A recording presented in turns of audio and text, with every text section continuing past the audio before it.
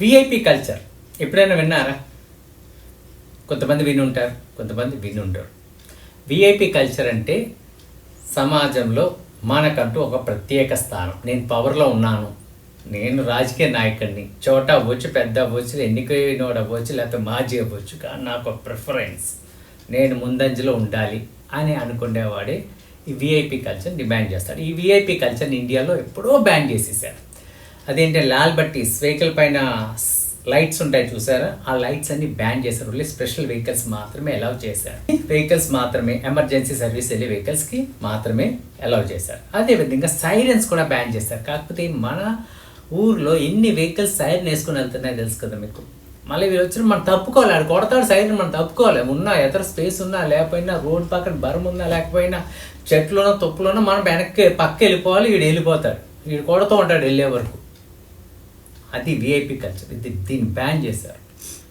నాకు అర్థం కాదు, నేను నియోజకవర్గానికి ఒక ఎమ్మెల్యే ఉంటాడు, కానీ ఆ ఊళ్ళో 20 బండ్లు ఎమ్మెల్యే స్టిక్కర్లు వేసి తిరుగుతూ ఉంటాయి. ఏంటంటే గవర్నమెంట్ ఇచ్చిన స్టిక్కర్లు, పాస్ స్టిక్కర్ 10 సంవత్సరాల ముందు వాడు ఎమ్మెల్యే అయినా సరే ఆ స్టిక్కర్లు ఇంకా ఉంటాయి.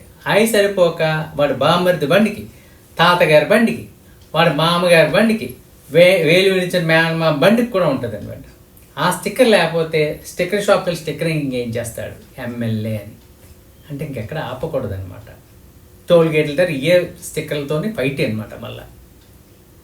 సో ఇది ఈ కల్చర్ని స్టాప్ చేశారంట. ఒక్క నియోజకవర్గానికి ఒక ఎమ్మెల్యే ఉంటాడు, కానీ కొన్ని ఊర్లో నియోజకవర్గానికి 10 సంవత్సరాల ముందు ఎమ్మెల్యే చేసిన వాళ్ళు, 15 సంవత్సరాల ముందు ఎమ్మెల్యే చేసిన వాళ్ళు వెహికల్స్ కూడా ఏ స్టిక్కర్లు ఉంటాయి.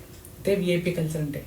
ఇంకా విఐపి కల్చర్కి దారుణమైన పరిస్థితి ఏంటంటే గవర్నమెంట్ ఇచ్చిన వెహికల్స్లో పిల్లల్ని సైరన్ వేసి మరీ స్కూల్కి తీసుకెళ్ళి దిగబెడుతూ ఉంటారు, పర్సనల్ వర్క్ కూడా వాడేస్తూ ఉంటారు. సో ఇది విఐపి కల్చర్.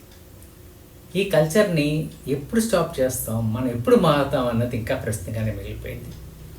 సో ఇలాంటి కల్చర్ని డిమాండ్ చేసే వాళ్ళకి కాస్త సిగ్గు ఉండాలండి. పదవి పోయిన తర్వాత వాడు ఎక్సవ్వేడ్ అనే విషయాన్ని మర్చిపోతున్నారంటే ఇక మనం ఏం చేయలేం, వాళ్ళకే వదిలేయాలి, వాళ్ళ విజ్ఞతకే వదిలేయాలి. ఏమంటారు? I believe.